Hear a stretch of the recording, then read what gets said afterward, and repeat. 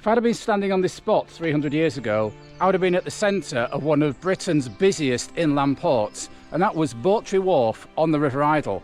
However, nothing of it remains today, not even the river itself.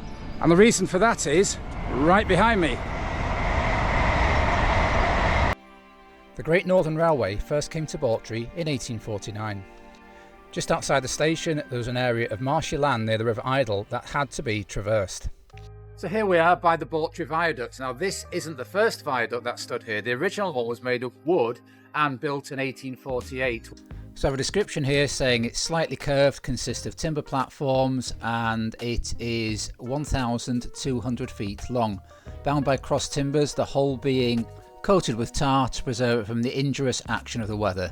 This viaduct was built on account of the bad foundations, peat and bog on this part of the line.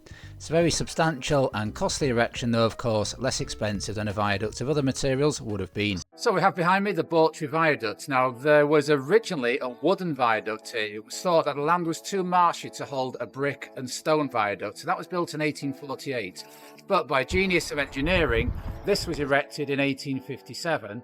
The River Idle, which is just a few yards to my right, was actually drained, and the old wharf of Bawtry that had been a port since the Middle Ages was diverted in order to make this wonderful railway viaduct. This 1850 map shows the river still going under the wooden viaduct. But if we jump forward 30 years, we can see that the River Idle has been straightened, but there is still the old river traversing under the viaduct.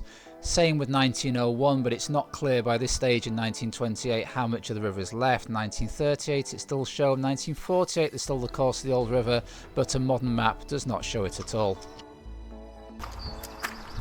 So I've got these metal holes in here. Not quite sure what they would have been for, but I'm sure somebody out there will know. Looks like some drains here to bring water off the main line above me.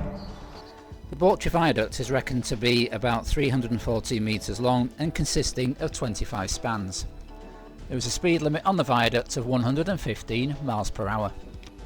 I'm thinking this concrete's been put in more recently than 1857 in order to reinforce the load that the viaduct can take.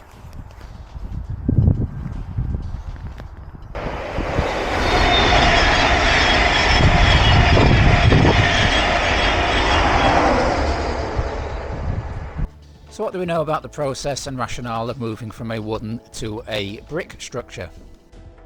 Well, this report from 1857 talks about the general traffic of a line not being impeded during the transition from wood to brick. Every train from the express to the luggage department gives due notice of approach, and each train on reaching the viaduct is brought to a standstill before proceeding at a very slow pace. We then have a further report about the opening of the viaduct.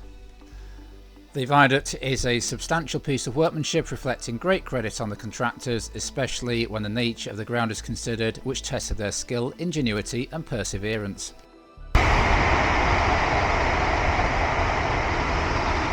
So the River Idle used to head off in that direction towards where the viaduct is behind me, but it was straightened at some point, we think, in the 1850s, and it now goes in this direction, avoiding the viaduct, and therefore any action at the wharf ground to a halt. We know that Bawtry Wharf dated back to the 12th century, but possibly Roman times too. However, by the 19th century, due to competition from the canals and then the railways, it was in decline.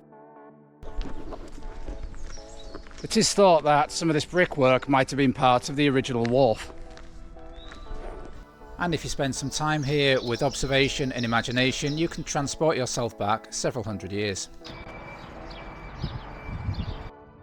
There were several fine houses on Wharf Street thought to have been owned by wharf merchants. It is believed that this building over here was a warehouse on the wharf. You can see the door on the upper level, and there's a metal girder sticking out where things would have been loaded and unloaded. So there we have it, a town not only economically and culturally changed by the railways, but physically too, with its river being diverted to make way for this wonderful viaduct. However, centuries of trade that had centred on Bawtry onto the River Idle before goods being taken onto the River Trent, into the River Humber and out all around Europe and the rest of the world came to an end.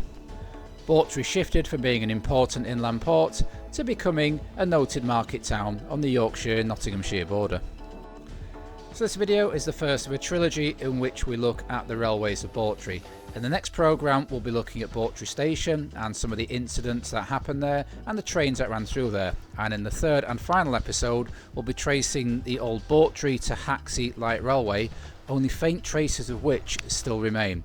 So if you'd like to follow the journey with us as we investigate the railways of Bawtry further, please subscribe to the channel. And please give this video a like because it helps with something called the YouTube algorithms.